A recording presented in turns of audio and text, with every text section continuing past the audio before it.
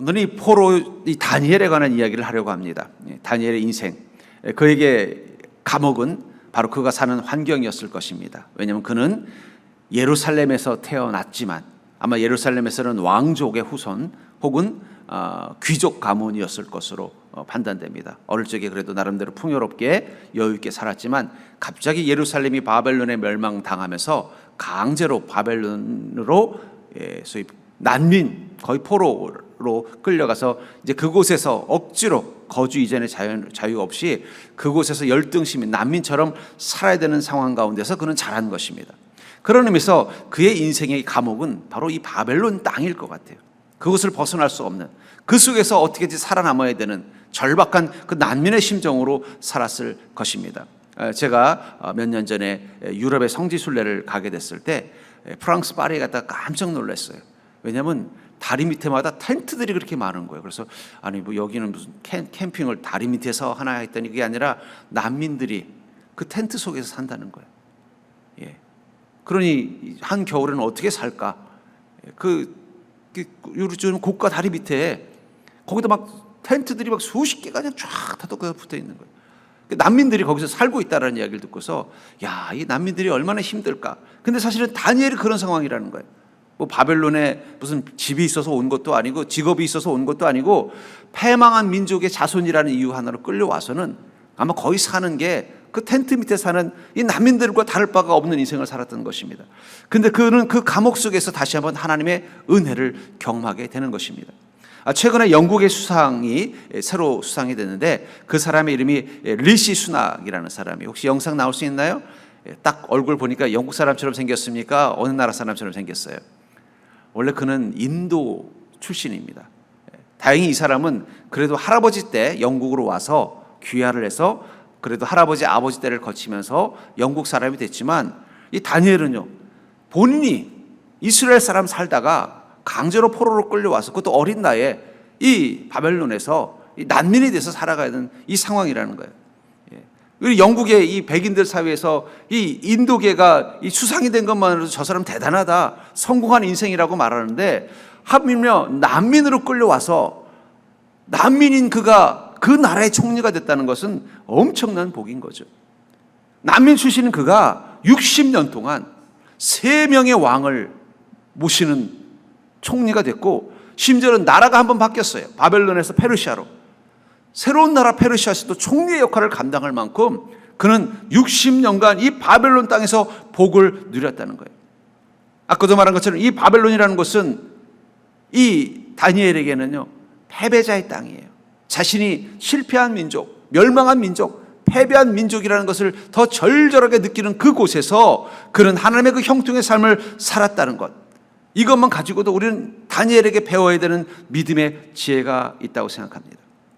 우리는 우리가 사는 이 세상 가운데서 마치 바벨론의 포로로 끌려와 있는 난민 다니엘처럼 우리가 이 땅 가운데서 별로 성공하지 못한, 주인과 주체가 되지 못하고 일종의 소외되는 사람, 패배자, 실패자, 별 볼 일 없는 존재, 사라져도 아무 의미가 없는 존재처럼 느껴질 때가 있다라는 거예요.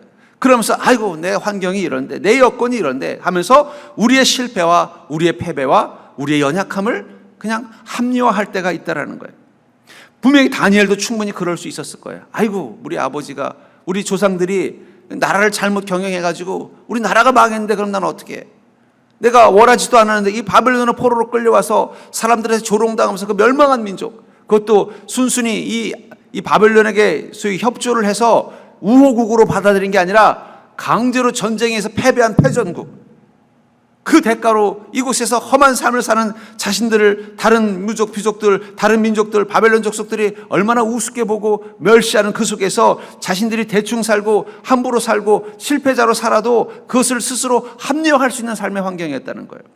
어쩌면 이 다니엘이 살던 그 시절에 함께 포로로 끌려왔던 여러 유대인들은 그런 마음 가지고 그냥 하루하루 마치 난민들처럼 자포자기하면서 구걸을 하면서 하루하루 연명하면서 자기의 이 불행한 인생에 대해서 조상 탓하고 인생 탓하고 환경 탓하면서 자신은 어쩔 수 없었다는 합리화를 하며 살 수 있었을 것입니다. 근데 여러분들, 우리도 그런 다니엘과 같은, 또는 이 바벨론 포로로 끌려온 이 유대인들과 같은 상황 가운데 있을 수 있습니다. 근데 중요한 건 그곳에서도, 그 바벨론에서도 하나님의 은혜가 있다라는 거예요. 이곳은 하나님의 은혜가 없다고 생각한 그곳, 거기에는 하나님을 섬기는 성전도 없고 하나님을 섬기는 사람들도 없는 곳입니다. 예루살렘이라면 하나님의 은혜가 있고 하나님을 섬기는 자들이 모여 있으니까 당연히 그곳에 하나님의 은혜가 넘칠 거라고 믿을 수 있었지만, 이 바벨론 땅은 하나님이 없는 곳이라고 느껴졌던 거예요. 근데 그곳에서도 하나님의 은혜가 하나님이 사랑하는 이들 가운데 함께 했다라는 거예요. 그래서 여러분들 절 따라 해볼까요? 하나님의 은혜가 있는 한 그리스도인은 변명할 수가 없다. 아유, 내가 부모님 잘못 만났어요. 아유, 내가 이런 환경 속에서 태어났어요. 내가 대한민국에서만 안 태어났어도, 내가 이곳에서만 살지 않았어도, 내가 이런 모습과 이런 능력 가진 줄 알아 태어나지만 않았어도라고 우리는 우리 인생의 실패와 우리 인생의 초라함을 변명할 수 있지만, 근데 중요한 건 우리 그리스도는 그렇게 할 수 없는 이유가 있다는 거예요. 왜냐하면 그 속에서도 다니엘에게 하나님의 은혜를 부어주신 것처럼 우리에게 하나님의 은혜가 임하나는, 우리는 어떤 곳에서도 형통을 경험할 수 있는 인생이기 때문입니다. 아이고, 요즘 세상이 너무 어려워서, 아이고, 요즘 경제가 너무 어려워서, 요즘 아이고, 내가 지금 하고 있는 일들이 다른 동종에서도 다 어려워서, 아이고, 요즘 나왔다 올 애들이 다 어려워서, 이렇게 변명하기에는 우린 주님의 형통이 있다는 것을 인정할 수밖에 없다라는 것입니다.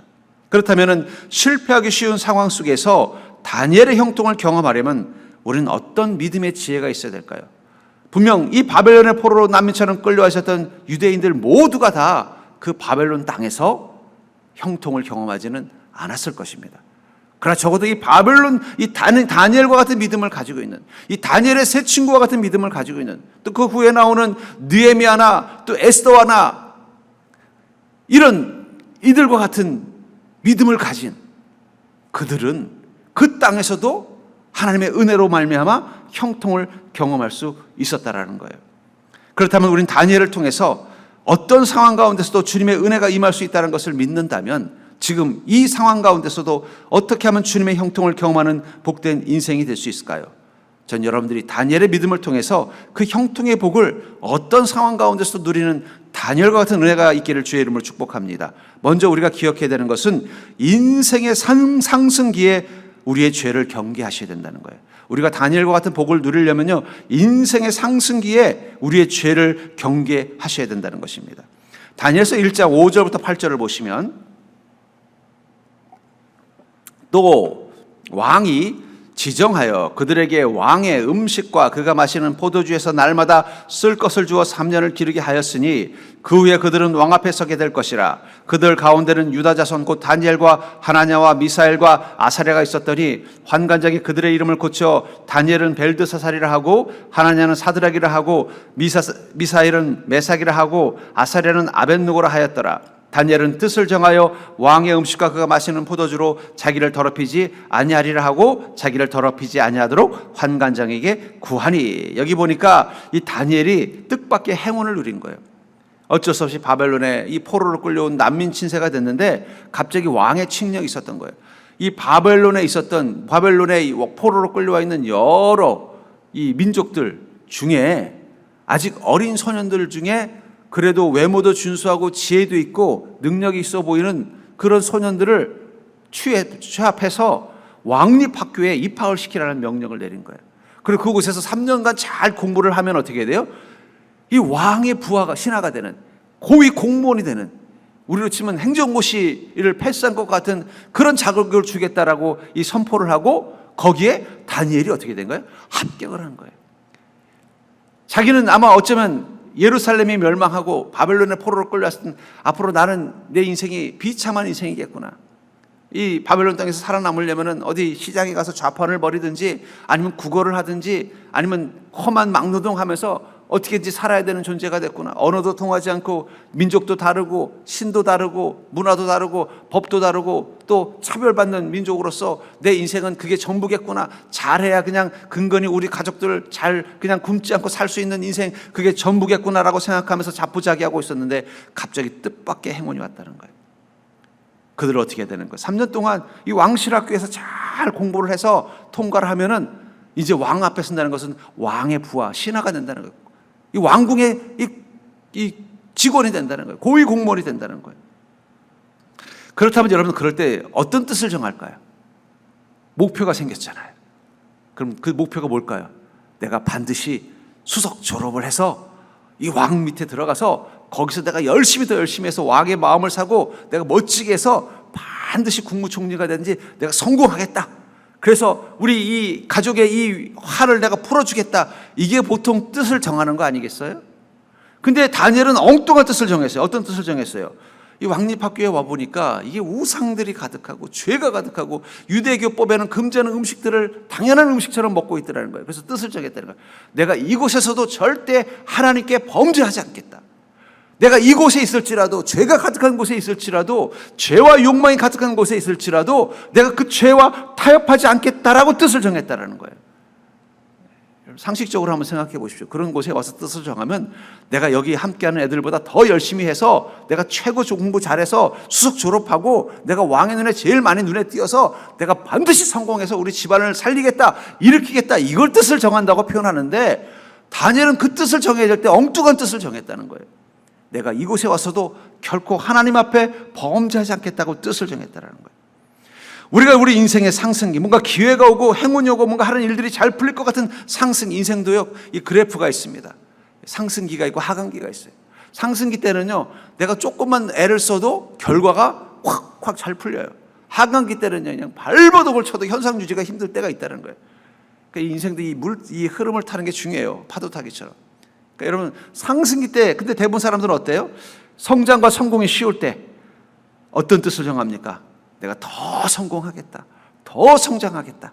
그리고요, 그게 잘 이루어질 때마다 자기도 모르게 교만해지고 나도 모르게 내 안에 죄가 들어오는 것을 대수롭지 않게 여기게 된다는 거예요. 그러니까 갑자기 부자가 된 사람들이 왜 엉뚱한 짓을 하느냐? 그게 상승기 때 그렇게 될 수밖에 없다는 거예요.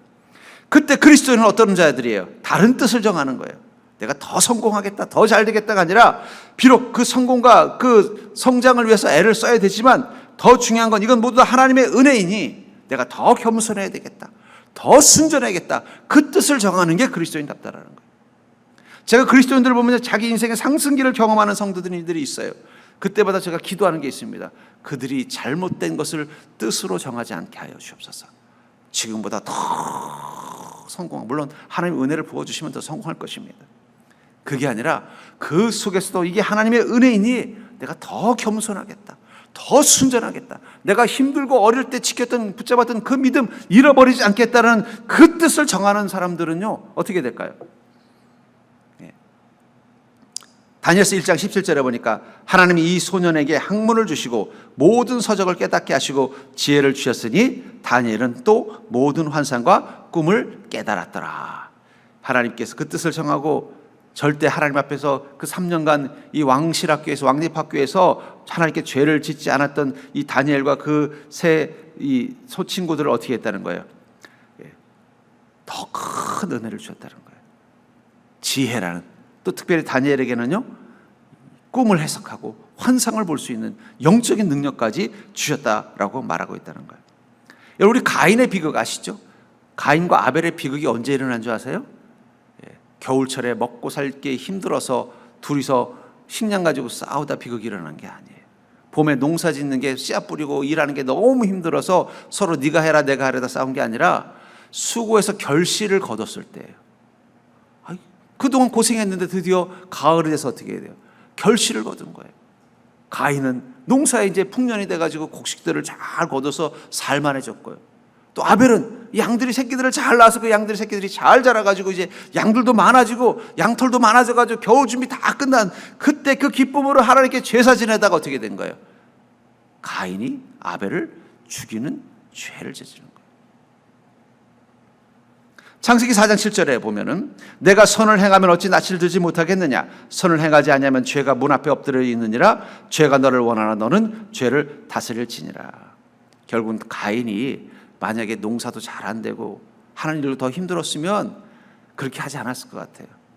아이고 하나님 저 너무 힘드네요, 하나님 저 좀 도와주십시오. 그 겸손한 마음 가지고 하나님께 제사 드렸으면 하나님 받으셨을 거예요. 근데 자기도 모르게 자신의 성공에 취해가지고 교만한 마음 가지고 하나님께 제사 드리니까 하나님이 어떻게 하신 거예요? 그거 안 받으신 거예요. 안 받으면은 내가 뭘 잘못했나, 내 죄를 돌아봐야 되는데, 하나님은 나도 이렇게 하나님께 많이 드렸는데 저 아벨 것만 더 받으시는구나. 비교 의식에 사로잡혀가지고 자기보다 더 하나님의 복을 누리는 아벨이 미워서 어떻게 돼요?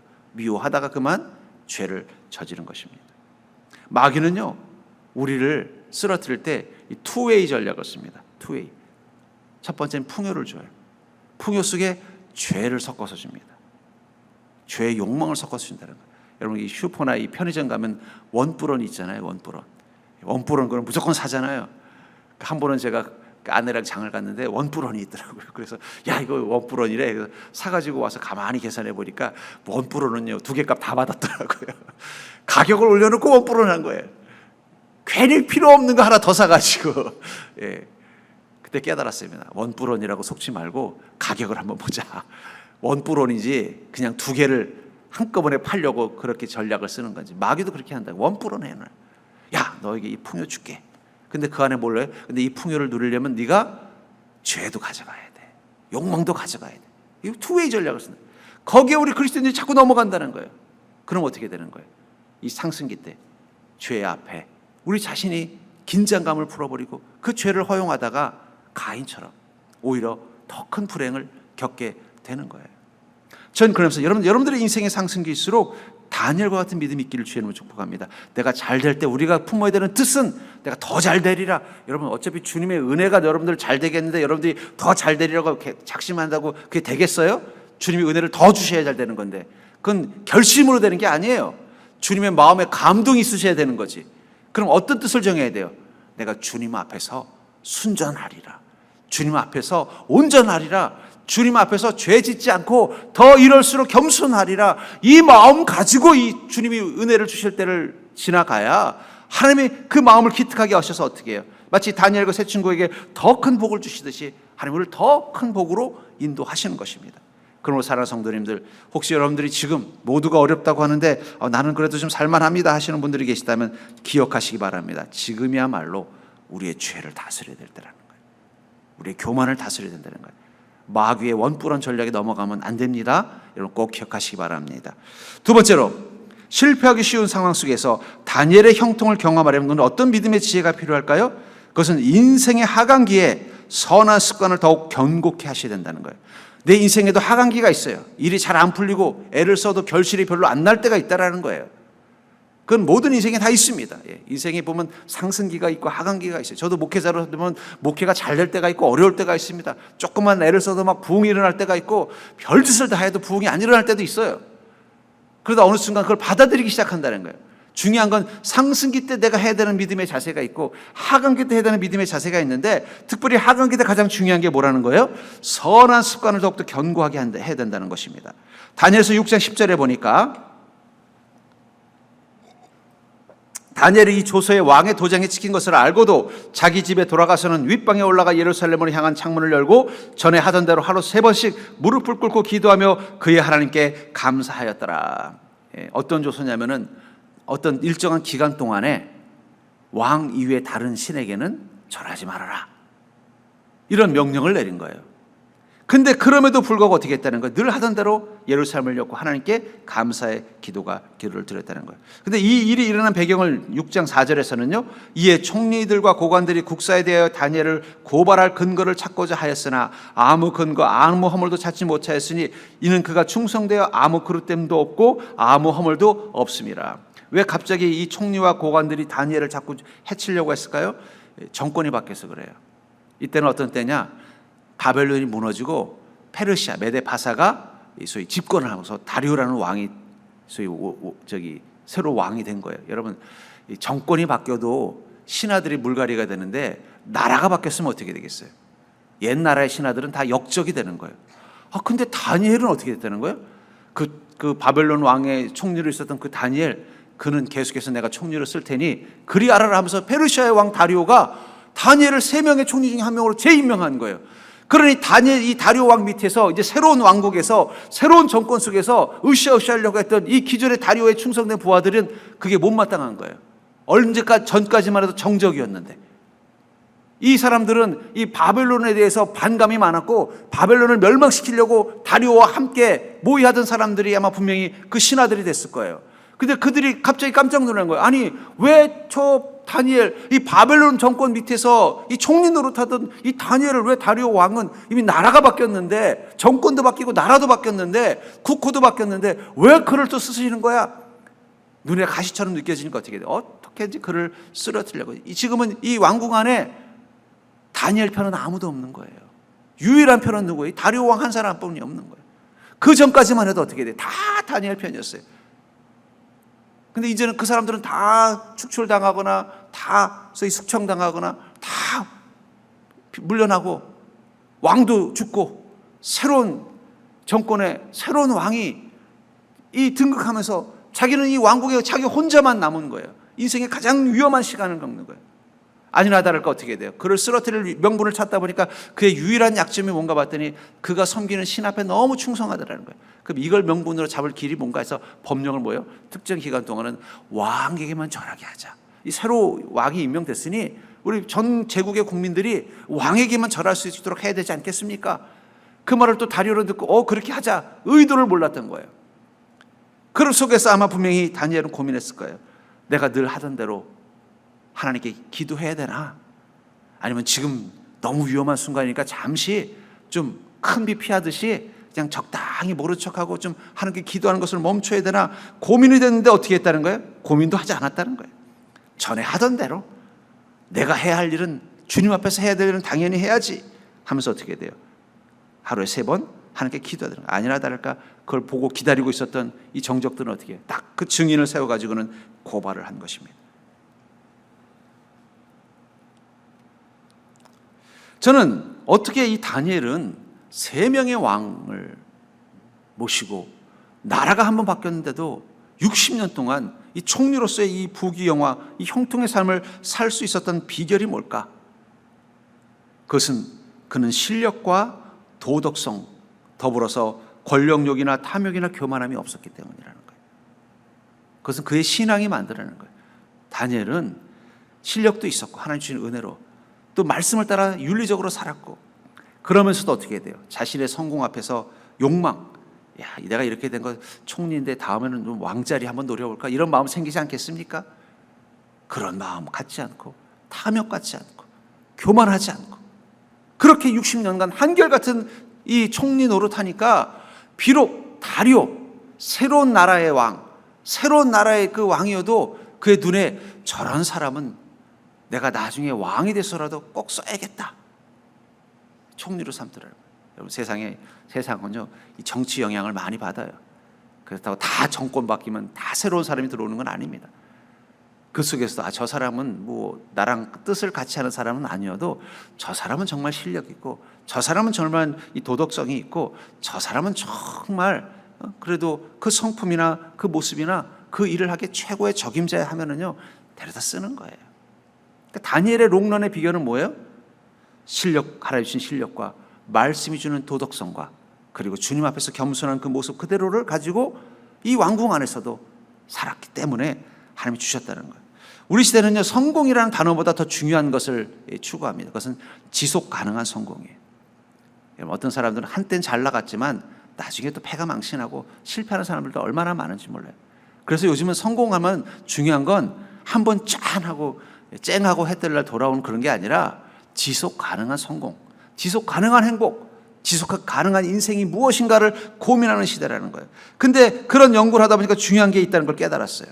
그것은 성품이 중요하다는 걸 깨달았어요.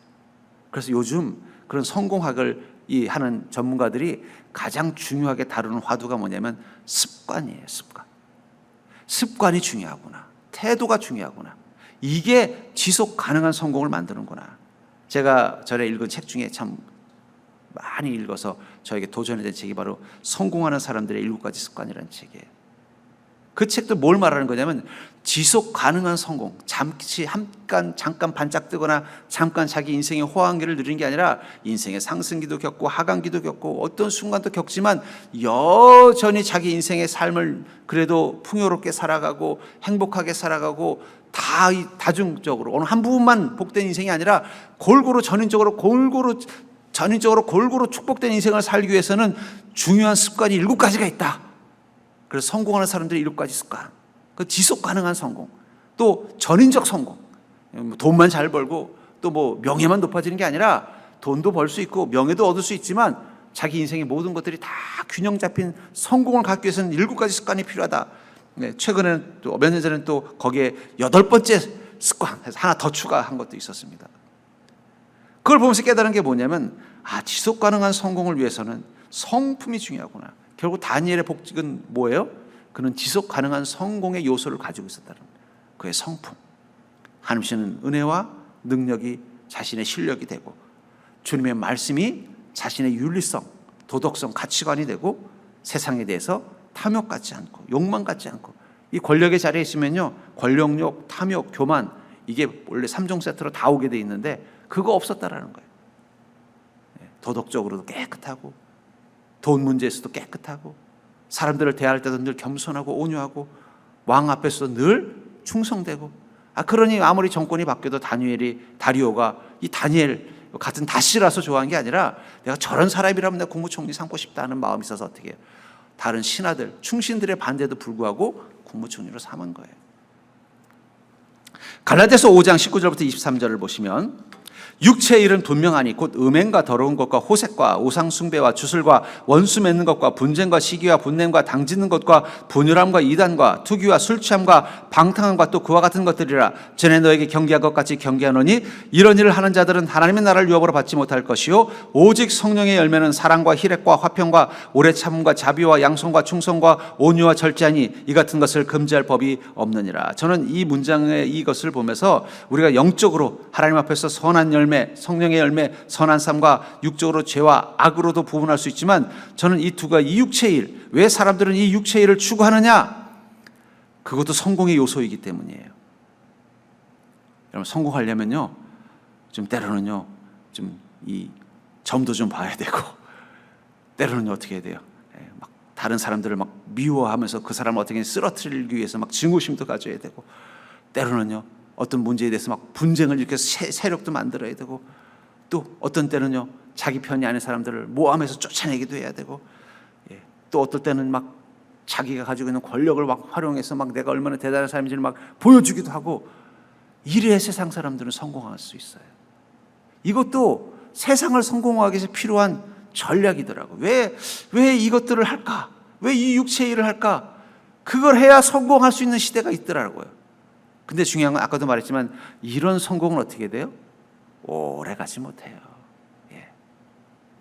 오래 가지 못하더라는 거예요.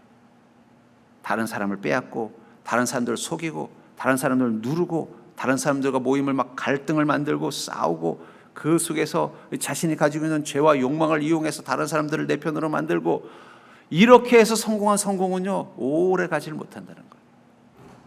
반대로 성령의 열매, 사랑과 희락과 화평과 오래 참음과 자비와 양성과 충성과 온유와 절제는요 어떻게 보면 참 그렇게 해가지고는 성공할 수 없는 것처럼 보이지만, 그럼에도 불구하고 이걸 지켜내면서 자기의 자리를 지킨 사람들은요 지속 가능한 성공을 경험하더라는 거예요. 끝까지 그 복을 지켜내더라. 결국 저는 이것을 성공의 2가지 방법, 2가지 길이라고도 이해할 수 있는 것 같아요. 죄와 욕망, 그리고 선함과 의로움으로도 분류할 수 있지만, 우리가 무엇으로 성공할 것인가? 육체의 일로 성공할 것이냐, 성령의 열매로 성공할 것이냐, 우리는 결정해야 되는 그런 곳이라는 거예요. 그런데 대부분 사람들은 어떻게 돼요? 자기 인생에 이 위기가 오면은요 육체의 일을 택하죠. 누군가를 미워하고 또 분열시키고, 자신의 욕망과 이런 것들을 활용해서, 또 사람들의 죄와 욕망을 활용해서 어떤 목표를 이루려고 할 때가 있다는 거예요. 그런데 우리는 그럴 때일수록 더 어떻게 된다는 거예요? 사랑과 희락과 화평과 오래 참음과 자비와 양성과 충성과 온유와 절제와 같은 성령의 열매, 거룩한 습관을 가지고 그 힘든 시간들을 지나가다 보면 어떻게 돼요? 그것이 우리에게 축복의 열매, 이런 일을 하는 자들은 하나님의 나라를 유업으로 받지 못할 것이요 오직 성령의 열매로 살아가는 사람들은 어떻게 된다는 거예요? 하나님의 나라를 유업으로 받는, 하늘의 복을 유업으로 받는 경험을 할 수 있다는 거예요. 그렇기 때문에 여러분들 힘든 상황일수록 지속 가능한 성공을 지켜내는 방법은 그럴수록 더욱더 내 안에 성령의 열매를 키우는 것입니다. 거룩한 습관, 그걸 더 붙잡는 게 필요하다는 거예요. 지금 너무 힘들어. 죄와 타협하고 싶은 유혹이 가득한 시절일수록 더 성령의 열매를 붙잡고 한번 가보자는 거예요. 어쩌면 타협하지 않는 믿음이라는 것은 어떤 순간에도 거룩한 습관을 지켜내는 것이며 그것은 마르지 않는 주님의 은혜를 경험할 수 있는 비결이라고 말하고 있다는 거예요. 전 여러분들이 이 다니엘의 지혜를 깨닫는 자 되기를 주의 이름으로 축복합니다. 만약에 적당히 눈치 보고서 그냥 다니엘이 그래 뭐 잠시인데 뭐 100일 동안만 내가 하나님께 기도 안 하면 되지 하고 넘어갔으면 끝났을까요? 그 다음엔 또 다른 방법으로 어떻게 해요? 그 정적들은 다니엘을 쓰러뜨리려고 했어요. 근데 이 일이 있고 나서 어떻게 됐어요? 결국은 고발을 당하고는 사자굴에 던져집니다. 다리오는 그 다니엘을 너무 아꼈지만 어쩔 수가 없어서 자기가 법을 만들어 놨고 지금 왕으로서의 위험을 생기게 되니까 사자굴에 던졌어요. 근데 어떻게 됐어요? 하나님의 은혜가 그를 그 사자굴에서 지켜줬어요. 지켜줬을 뿐만 아니라 오히려 다니엘을 죽이려고 했던 그 정적들을 다리오 왕이 어떻게 해요? 대신 사자법을 했어요. 왕궁 안에 다니엘을 정적으로 삼던 사람들이 사라져버린 것입니다. 그냥 타협했다면 여전히 그 안에 다니엘을 쓰러뜨리려는, 죽이려고 하는, 쫓아내려고 하는 정적들은 계속 있으면서 다니엘이 약점을 보이기만을 바라고 노려보고 있었을 거예요. 그런데 그때 그가 뜻을 정하고 그 속에서 선한 습관을 지키려고 애를 썼더니 어떻게 했다는 거예요? 오히려 다니엘을 헤아리는 자들이 오히려 쫓겨나 버렸다는 거예요. 왕궁에서. 전 여러분들이 인생이 힘들수록 더 성령의 열매를 사모하는 믿음 되기를 주의 이름으로 축복합니다. 세 번째로 실패하는 상황 가운데서 다니엘의 형통을 경험하려면 어떤 믿음의 지혜가 필요할까요? 성령의 은사를 사모하고 성령의 능력을 사용하십시오. 우리는 다니엘처럼 성령의 은사를 사모하고 성령의 능력을 사모하셔야 된다는 것입니다. 다니엘서 2장 26절부터 28절을 보시면 왕이 대답하여 벨드사살이라 이름한 다니엘에게 이르되 내가 꾼 꿈과 그 해석을 내가 능히 내게 알게 하겠느냐 하니 다니엘이 왕 앞에 대답하여 이르되 왕이 물으신 바 은밀한 것은 지혜자나 술객이나 박수나 점쟁이가 능히 왕께 보일 수 없으되 오직 은밀한 것을 나타내실 일은 하늘에 계신 하나님이시라. 그가 느부갓네살 왕에게 후일에 될 일을 알게 하셨나이다. 왕의 꿈 곧 왕이 침상에서 머릿속으로 받은 환상은 이러하니라. 하나님께서 다니엘에게 어떤 복을 주셨다고 말하고 있어요? 인생의 축복기에 뜻을 정한 그가 꿈을 해석할 수 있는, 환상을 보고 환상을 해석할 수 있는 능력을 주셨다고 말씀하고 있잖아요. 근데 그걸 써먹은 거예요. 언제? 갑자기 이 벨드세살이라고 하는 느부갓네살 왕이 어떤 이상한 꿈을 꿨는데 이 꿈이 너무 기분 나쁜 거예요. 그래서 이제 소위 말하는 영적인 능력을 가지고 있다는 점쟁이들이나 박사들을 불러가지고 내가 무슨 꿈을 꿨는지 맞춰보라. 꿈을 말하고 해석하라고 하면 좋은데 내가 어젯밤에 되게 이상한 꿈 꿨는데 그게 무슨 꿈인지 맞추라 그러니까 아무도 못 맞추는 거예요. 화가 난, 아니 내가 왕실 학교를 만들어서 이렇게 인재들을 등원했더니 다 하나같이 쓸모가 없구나. 다 죽여버린 거예요. 심지어는 안 되겠다. 그 왕실 학교를 통해서 등용된 인재들 다 필요 없으니까 다 죽여버려라. 누구도 들어가는 거예요. 다니엘과 세 친구도 포함된 거예요. 다급한 그 순간 이 다니엘이 뭐라고 하는 거예요? 내가 그 꿈을 해석할 수 있으니 나를 왕에게 데려가 주십시오. 부탁을 하는 거예요. 가서 어떻게 해요? 왕이 꾼 꿈은 이런 것입니다. 그 꿈을 마치고 설명해 주니까 느부갓네살이 깜짝 놀라면서 넌 정말 하나님의 은혜와 능력을 가지고 있는 거구나. 하나님의 능력을 가진 자구나. 그 다니엘을 더 총애하고 아꼈어요. 자연적으로 왕실학교 수석조로자가 돼버린 거예요. 저는 이 다니엘서를 보면서 재밌는 걸 봅니다. 다니엘서는 예언서예요. 근데 이 12장으로 된 이 다니엘서가 1장부터 6장은 다니엘의 전기를 다루고 있어요. 그가 어떻게 바벨론 왕궁에 들어갔고 어떻게 새 왕과 함께 했으며 그 속에서 그가 어떤 믿음과 위기를 겪었는지를 마치 한 편의 소설처럼 다루고 있어요. 그리고 7장부터 어떻게 돼요? 다니엘이 본 환상을 표현하고 있다는 거예요. 그러니까 앞만 보면 이것은 그냥 역사서예요. 근데 뒤를 보면 예언서예요. 왜 이 다니엘서는 두 가지를 다 가지고 있을까? 저는 그것을 이렇게 생각합니다. 우리에게 주는 교훈은 우리는 인생이라는 역사 속에 하나님의 능력과 영광이라는 그 예언서가 같이 있어야 돼요. 따로 볼 게 아니라는 거예요.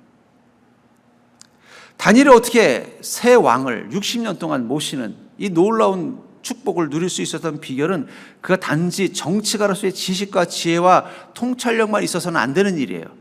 무엇이 있었기 때문이에요? 하나님이 주는 은혜라는 은사가 그에게 있었기 때문에 가능했던 거예요. 그건 다른 어떤 정치인, 다른 어떤 신하들도 할 수 없는 대체 불가한 능력이라는 거예요. 야, 저 다니엘은 환상을 보고 미래를 보고 꿈을 해석할 수 있는 능력이 있다. 그런 사람을 내 옆에 둬야 내가 마음 편하게 왕노릇하지. 그게 비결이었던 거예요.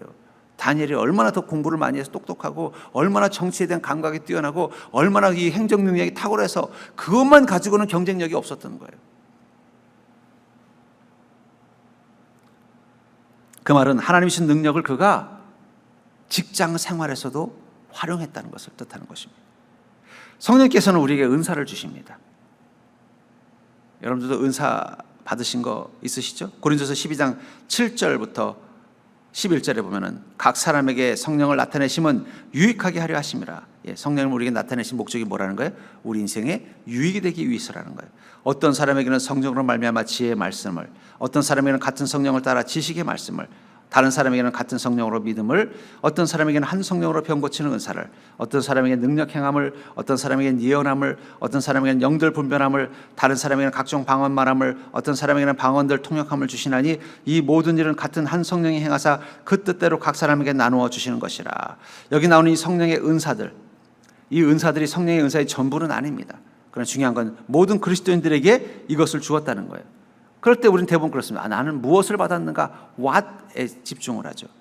근데 그 다음은 어떻게 돼? 그럼 이 은사를 어떻게 써야 되는가? 근데 그거보다 그 다음 단계 질문이 필요해요. 어디다 이 은사를 써야 되는가? 그러니까 하나님께서 우리에게 은사를 주셨을 때 세 가지 질문을 하셔야 돼요. 첫 번째, 나에게 어떤 은사를 주셨는가? 두 번째, 그 은사를 쓰려면 어떻게 내가 사용해야 되는가? 세 번째는요, 그 은사를 어디다 사용해야 되는가?